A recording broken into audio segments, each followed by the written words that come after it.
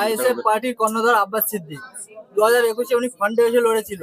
ওনাকে আমরা প্রশ্ন করেছি 26-এ আপনাকে দেখা যাবে, উনি উত্তর দিয়েছে যে নওশাদ সিদ্দিক কিংবা রাজ্য নেতৃত্ব বললে উনি 26-এ লড়াই করবে। আপনারা কি আব্বাস সিদ্দিকের দেখুন, একটা কথা বলি, উনি হচ্ছে আমাদের পার্টির সুপ্রিমো, আমাদের পার্টির প্রতিষ্ঠাতা, আমাদের পৃষ্ঠপোষক। আমি একটা যদি উদাহরণ বলি, পরমাণু বোমা আমি মনে করি মারার জন্য তৈরি হয়নি, ভয় দেখানোর জন্য। তো আমাদের উনি পরমাণু বোমা, যেখানে না পাবে সে ধ্বংস হয়ে যাবে। সময় তাকে আছে তো। আমরা যখন পারফর্ম করছি বুঝে নিতে পারছি, তাহলে আমার হাই প্রোফাইলকে তখন আমি রিজার্ভে রাখি না। আমি ন্যাশনাল লেভেলের ভলিবল প্লেয়ার ছিলাম। আমরা জানি রিজার্ভ বেঞ্চ যত শক্তিশালী হবে টিম তত ভালো খেলবে।